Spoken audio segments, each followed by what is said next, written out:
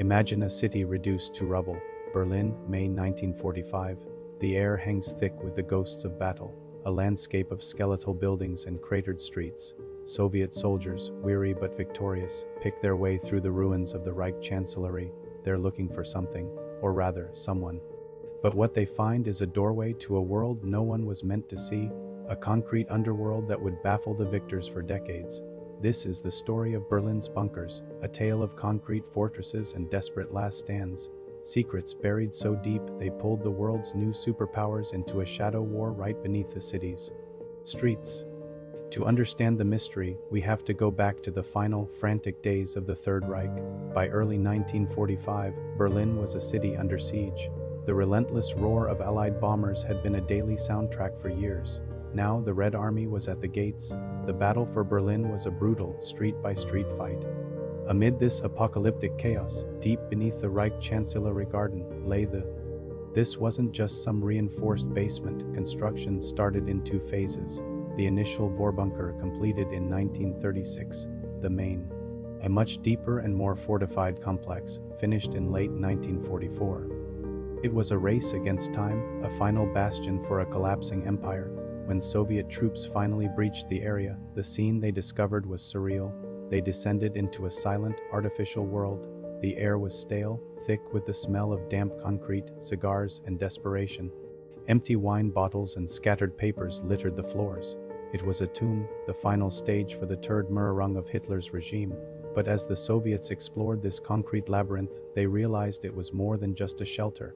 It was the nerve center of a dying beast, and it was just the tip of the iceberg. What baffled the Allies wasn't just the existence of the bunker, but its sheer sophistication. This was world-class engineering, designed for a war of annihilation. The walls were meters-thick reinforced concrete, designed to withstand direct bomb hits. Deep inside, it was a self-contained world. Independent power generators hummed in dedicated rooms, ensuring the lights and communications stayed on even as Berlin went dark. Above, a complex ventilation system, a marvel of its time, pumped and filtered air, protecting against gas attacks and the dust of a crumbling city. It had its own water well and massive storage tanks. It was a concrete submarine buried beneath the earth. This bunker was a major communications hub. From these cramped, subterranean rooms, telephone lines and radio transmitters connected to the last vestiges of the German war machine. It was a place where fantasy and reality collided, where orders were given for armies that no longer existed. The engineering prowess wasn't unique to Berlin. Far away in the Owl Mountains of Poland, the Nazis were building something even more ambitious, Project Trees or Project Giant. This was a network of 7 massive underground complexes, tunnels carved into solid rock, whose true purpose remains a mystery to this day. Was it a new headquarters? A site for secret weapons research? The scale was mind-boggling. It showed the Nazi regime's obsession with burrowing deep underground, preparing for a war that would outlive the world above. After the war, Berlin was carved up by the victorious powers, the Americans, British, French, and Soviets. The city became the front line of a new, colder conflict, and with this new war came a new era of secrets and, ironically, a new era of tunneling. The victors, who had been so amazed by the Nazi bunkers, were now building their own secret labyrinths. The most audacious of these was Operation Gold. By the early 1950s, the CIA and Britain's Mi-6 were desperate to know what was happening in the Soviet sector. Their solution was something straight out of a spy novel.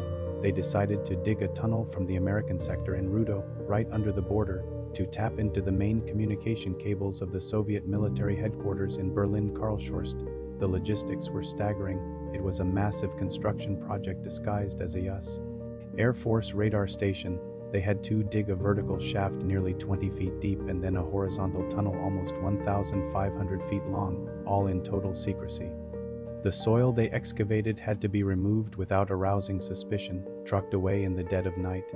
The tunnel itself was a technical marvel, lined with steel and packed with cutting-edge electronic equipment. For 11 months, Operation Gold was a stunning success. The Allies listened in on hundreds of thousands of conversations, gaining priceless intelligence. But here's the twist. The Soviets knew about the tunnel from the very beginning.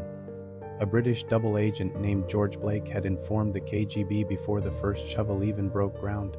So why did the Soviets let them dig? Why let them listen for nearly a year? This is where the story enters the Hall of Mirrors of Cold War espionage. Stalin, and later his successors, decided that revealing the tunnel too early would compromise their valuable mole inside British intelligence. It was more valuable to protect their source than to stop the leak, so they played along, feeding the Allies a mix of genuine, low-level chatter and carefully selected disinformation. It was a masterclass in counterintelligence. Finally, on April 22, 1956, the Soviets discovered the tunnel, staging a dramatic raid for the international press, portraying the West as sneaky aggressors. The secrecy surrounding these underground structures wasn't just about military strategy. It was about political theater and controlling the narrative. After capturing the Stalin immediately launched a campaign of disinformation. He publicly claimed that Hitler had escaped, perhaps to Spain or Argentina, planting seeds of doubt and conspiracy that persist to this day. Why? Because the truth was inconvenient. The idea of Hitler dying a pathetic, self-inflicted death in a bunker didn't fit the epic narrative of the great Soviet victory. A living, fugitive Hitler was a much more useful bogeyman, a reason to maintain a tight grip on Eastern Europe and justify the ongoing state of high alert. The bunker itself was a symbol they needed to control. The Soviets partially demolished it, then buried it, trying to erase it from history. They wanted to control the past to shape the future. Today, these underground worlds are part of Berlin's complex legacy.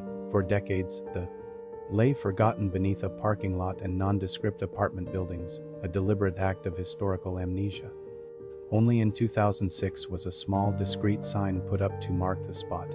It's not a memorial but an information board, a quiet acknowledgement of the history buried below. Some of the city's other bunkers have been transformed. The massive flak towers have become everything from rock climbing walls to art galleries. Some tunnels, like parts of the Cold War network, are now open for tours, allowing us to step into these eerie, once secret spaces. These concrete shells are more than just historical artifacts. They are powerful reminders of human ambition, paranoia, and the incredible lengths we will go to for survival or dominance. From the final, desperate act of a failed dictator to the high-stakes chess match of the Cold War, the ground beneath Berlin holds stories that continue to fascinate and horrify. They show us that sometimes the deepest secrets and the biggest lies are not broadcast to the world, but whispered in the dark, deep beneath our feet. Thanks for watching. If you found this journey into Berlin's hidden history as fascinating as I did, make sure to like, subscribe, and hit that notification bell for more dives into the world's greatest mysteries. See you next time.